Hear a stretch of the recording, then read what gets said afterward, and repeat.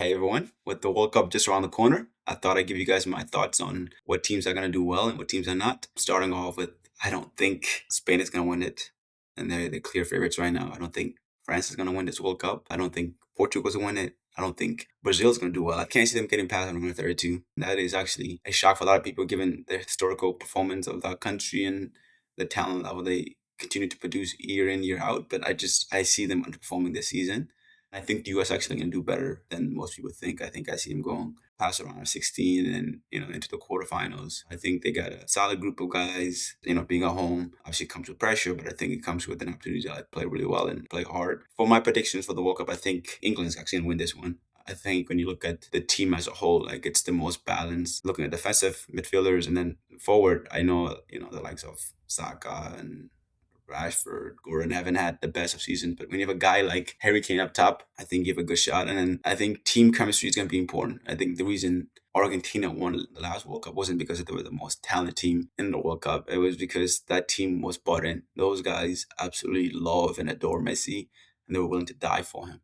Right. So when you combine that team cohesion with the Messi X factor, like that, as you would imagine, it's a recipe for success, and that's what ended up happening. And my issue with Spain is that Lamine Yamal, who's the best player, is currently out with an injury, and going forward, there's going to be an over reliance on him. And with those fitness questions, if the others, Nico Williams, Ferran Torres, if those guys can't really step up, and Lamine is injured, or they get 3 or 4 guys on him, then the attack can be shut down.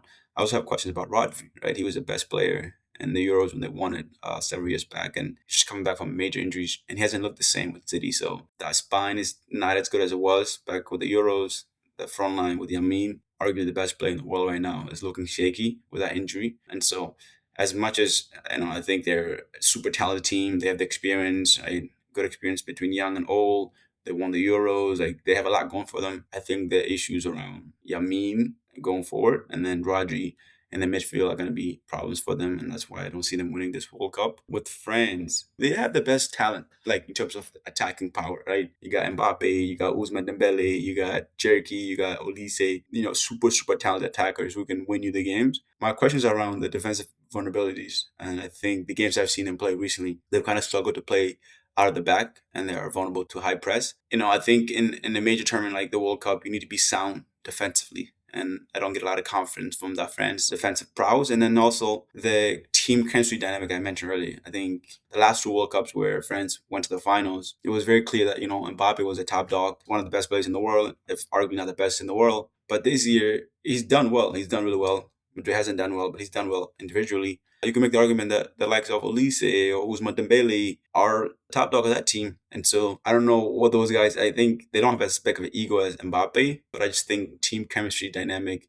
they might struggle a little bit there, even though they have the best attack in the world, no questions. Nobody comes close to them in terms of just pure talent. I think, talent's one thing, but be able to play together and to play really well together and to have that buy-in is super important.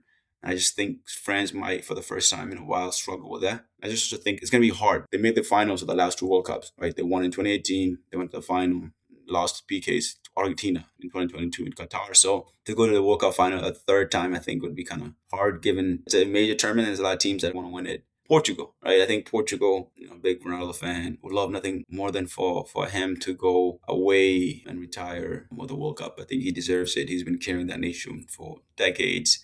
This is probably the best team they've had in the longest time since Ronaldo's been there. The problem is back to the chemistry aspect of the game, right? Should Ronaldo be starting? That's a legitimate question. And he wants it so bad. And I think sometimes when the games I've seen, he's been selfish at times. He's not going to contribute as much defensively as somebody like Gonzalo Ramos would. And, his link up and build up play might not be as good. But again, he's Ronaldo. He's the best goal scorer in the world, arguably, right, with Messi. And so do you start him? He wants to start. He expects to start. And if he doesn't, that's going to be a problem. Or do you have a better chance of having him come off the bench, right? And would he be willing to take that? Those dynamics around Ronaldo's role and his ability to produce at the same level he's done over the past 2 decades is the question mark for me, and why I don't think Portugal is going to do well. And then with the U.S., right, I think they got a solid group, probably the most talented team the U.S. has ever had, playing in home turf, a good balance of guys who have experience and the guys who are younger, right? And so my question with the U.S. around the defensive vulnerability, the games I've seen them play, they've just been super open. they're solid going forward. Balogun is a top striker, and he's done well this season.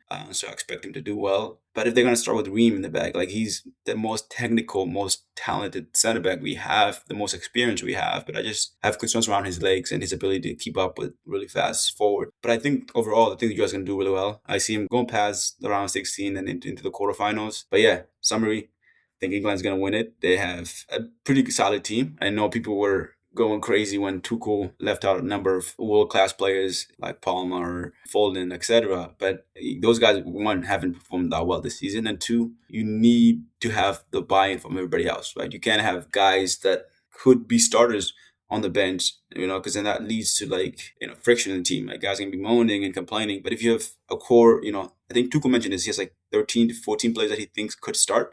When you have that core group, and then there's guys that come in like Madueke who understand the privilege to be in this World Cup. I'm going to come on for 10, 15 minutes and I'm going to give it my best and help the team. Like that goes a long way than somebody maybe like a Foden or a Palmer who feels they should be starting. And so when you have a solid team defensively, you're good in midfield. You have obviously not as good going forward, but when you have Harry Kane who's scoring goals left and right, and then you have Tuchel, I think that's a recipe for success. And I think being sound defensively, having a good coach that can adjust and change tactics when needed against different opponents, and then having a world-class striker like Harry Kane, not to mention they haven't won a major trophy since 1966 or something like that. So it's been a long time, and they've come close. They went to the Euro finals.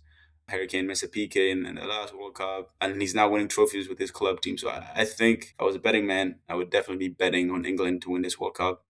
Let me know what you guys think. That's my take, and yeah, we'll see how it plays out. Thanks for taking the time out of your day to listen and support this podcast. It is very much appreciated. Please follow the show if you don't already do so. The show can be found on YouTube, Instagram, TikTok, and the rest of the other major platforms. As always, be kind to yourself, be kind to others. Much love. This show is produced by Yak Awak and original music by Scott Holmes.